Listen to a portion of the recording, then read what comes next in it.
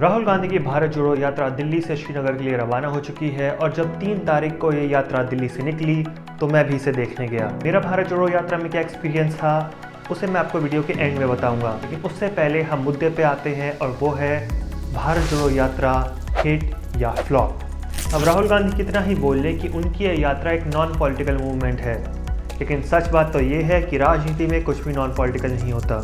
Experts की माने तो राहुल गांधी ये यात्रा 2024 के इलेक्शन को नज़र में रखते हुए कर रहे हैं, इसीलिए भारत जोड़ो यात्रा कितनी सक्सेसफुल रही इसका सही जवाब हमें 2024 के इलेक्शन रिजल्ट्स में मिलेगा।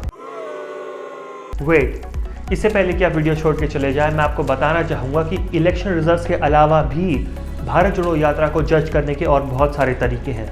उनमें से सबसे पहला है अवेयरनेस, जिसका मतलब है लोगों के बीच में इस यात्रा को लेकर कितनी जागरूकता रही। नंबर 2 पे है इंटरेस्ट, जिसका मतलब है लोगों की इस यात्रा को लेकर कितनी रुचि रही है।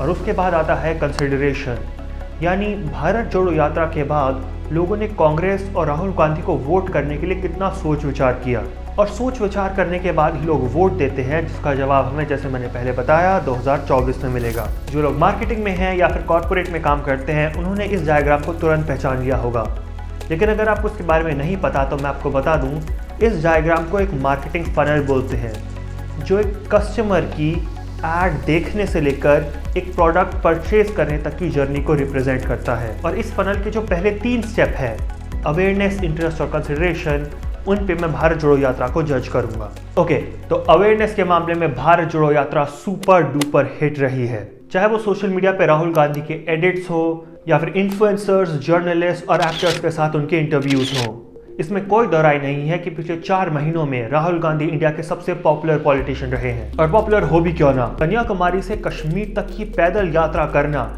एक बहुत बड़ी बात है।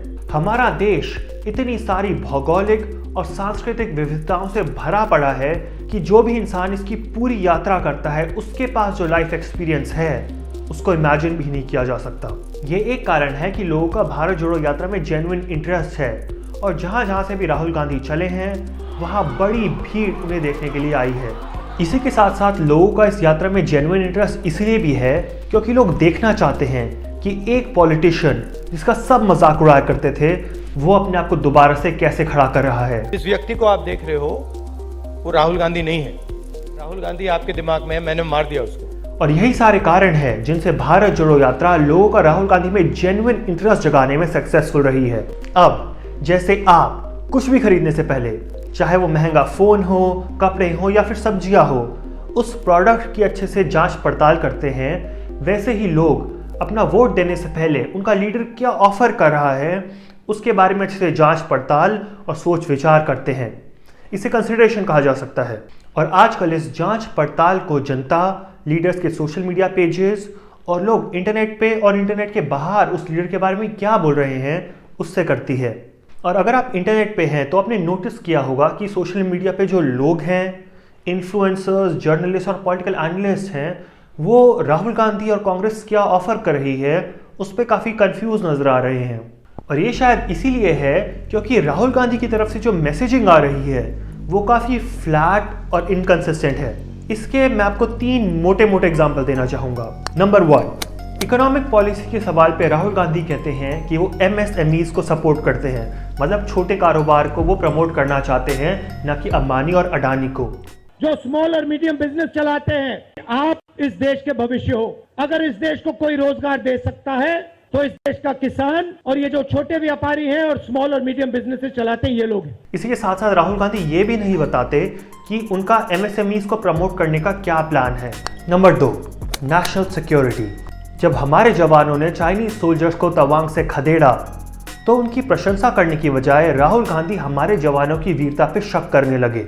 जो हमारे जवानों को अरुणाचल प्रदेश में पीट रहे हैं। ऐसे कमेंट से इंप्रेशन ये जाता है कि शायद राहुल गांधी को हमारे जवानों पे विश्वास नहीं है, और बुरे समय आने पर शायद Rahul Gandhi as a leader हमारे जवानों का साथ ना दे। अब आप उन्हें नरेंद्र मोदी से कंपेयर कीजिए, जो हमारे सोल्जर्स, साइंटिस्ट और सभी के साथ अच्छे और बुरे वक्त में साथ देते हुए दिखते हैं। अब आखिर में मैं एक एग्जाम्पल देना चाहूँगा फॉरेन पॉलिसी का। कमल हसन के साथ जो राहुल गांधी ने वीडियो बनाई उसमें उन्होंने बोला कि रशिया यूक्रेन पे इसलिए हमला कर रहा है क्योंकि यूक्रेन ने अमेरिका और नेटो के साथ नजदीकियां बढ़ाई। Essentially what the Russians have done in Ukraine is they've said, look, we will not accept that the Ukrainians have a strong relationship with the West. And they've basically told the Ukrainians, if you have a strong relationship with the West, we will alter your geography. उसी तरह राहुल गांधी का कहना है कि China India के border पे इसलिए हमला कर रहा है क्योंकि इंडिया अमेरिका से अपने संबंध अच्छे कर रहा है। And that is the exact same principle that can be applied in India. What the Chinese are saying to us is, be careful with what you're doing because we will alter your geography. अब ये analysis कितना accurate है उस पर एक बहुत बड़ी debate हो सकती है, लेकिन राहुल गांधी के इन कमेंट से जो मैसेज जा रहा है वो ये है कि अगर कभी राहुल गांधी प्रधानमंत्री बनते हैं तो चाइना से संबंध अच्छे करने के लिए वो अमेरिका से संबंध कम करने के लिए तैयार हैं। और आज की डेट में स्पेशली गलवान और कोविड के बाद इंडिया में कोई भी चाइना पर विश्वास करने को तैयार नहीं है। इसीलिए कंसिडरेशन के लेवल पे राहुल गांधी और कांग्रेस पार्टी को बहुत ज़्यादा काम करने की ज़रूरत है। इसी के साथ साथ राहुल गांधी आजकल वही मिस्टेक कर रहे हैं जो 70s और 80s के अंदर ऑपोजिशन इंदिरा गांधी के साथ किया करती थी। मतलब राहुल गांधी अपनी आइडेंटिटी और आइडियोलॉजी को स्ट्रॉन्ग करने की बजाय सारा का सारा टाइम मोदी को क्रिटिसाइज करने में लगा रहे हैं। और पहले की तरह आज भी पब्लिक लाइफ का यही नियम है, जिसके जितने ज़्यादा हेटर्स वो उतना बड़ा हीरो। अब वीडियो के लास्ट पार्ट में मैं भारत जोड़ो यात्रा का अपना एक्सपीरियंस शेयर करना चाहूँगा। तो 3 तारीख को यह यात्रा दिल्ली में कश्मीरी गेट के पास मरघट हनुमान मंदिर से निकली एग्जैक्टली 10 बजे, लेकिन मैं वहाँ 10:10 पे पहुँचा। फिर क्या था, राहुल गांधी आगे आगे, मैं उसके पीछे पीछे। अब सच बताऊँ, यात्रा का माहौल बिल्कुल इलेक्ट्रिक था। मैं वहाँ पूरा दिन बस चलते चलते गुजार सकता था बिना बोर हुए।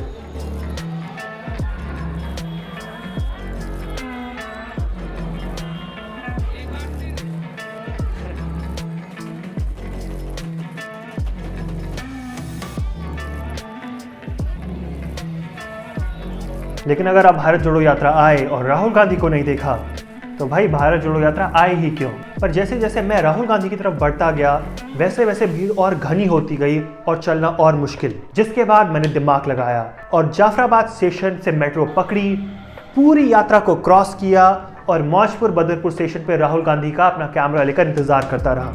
अब वहाँ मेरी एक्सपेक्टेशन थी कि राहुल गांधी के सिनेमैटिक शॉट्स लूँगा जैसे इंटरनेट पे दिखते हैं, लेकिन जब राहुल गांधी आया तो इतनी ज़्यादा भीड़ थी कि मैं राहुल गांधी को देख ही नहीं पाया और कैमरा में बस राहुल गांधी की यही क्लिप है।